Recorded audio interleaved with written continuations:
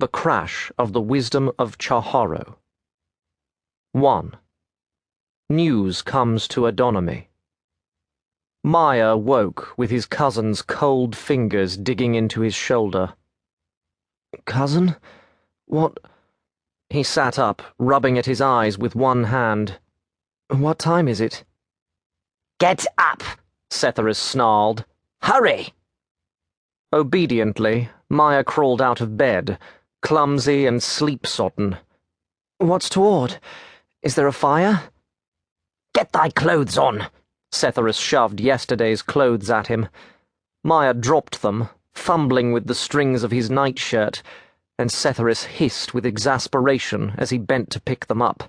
"A messenger from the court. That's what's toward." "A message from my father?" "Is not what I said? Merciful goddesses, boy, canst do nothing for thyself. Here!"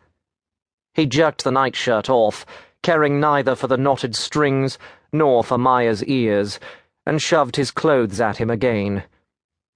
Maya struggled into drawers, trousers, shirt, and jacket, aware that they were wrinkled and sweat-stained, but unwilling to try Setherus's ill temper by saying so.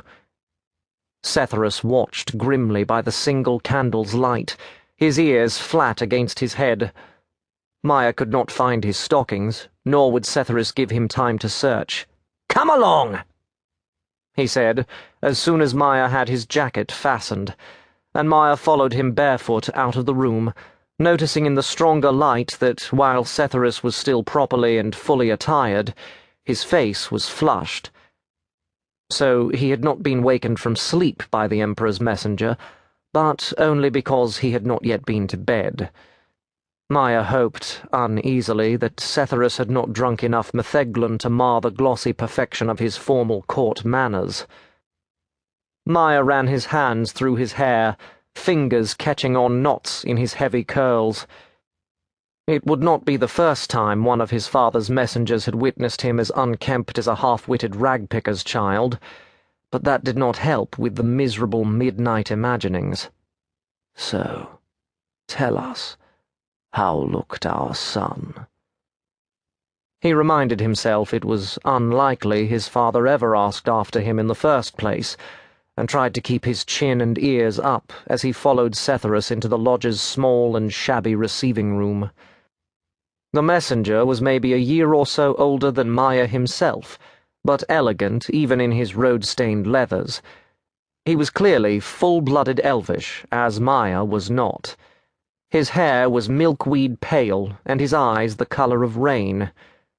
He looked from Setherus to Maya and said, "Are you the Archduke, Maya Drajar, only child of Voronezh IV and Chanello Drageron?" "Yes," Maya said, bewildered. And then bewilderment compounded bewilderment, as the messenger deliberately and with perfect dignity prostrated himself on the threadbare rug. "Your Imperial Serenity," he said. "Oh, get up, man, and stop babbling," Setherus said.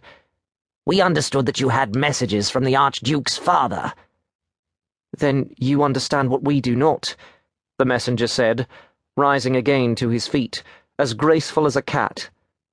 "We bear messages from the Imperial Court." Maya said hastily, merely to prevent the altercation from escalating, "Please explain." "Your Serenity," the messenger said, "the airship Wisdom of Chaharo crashed yesterday, sometime between sunrise and noon. The Emperor Voronezh IV, the Prince Nemelis, the Archduke Najira, and the Archduke Kiris were all on board. They were returning from the wedding of the Prince of Thuathamar." "And the Wisdom of Chaharo crashed," Maya said slowly, carefully. "Yes, Serenity," said the messenger. "There were no survivors." For 5 pounding heartbeats, the words made no sense. Nothing made sense.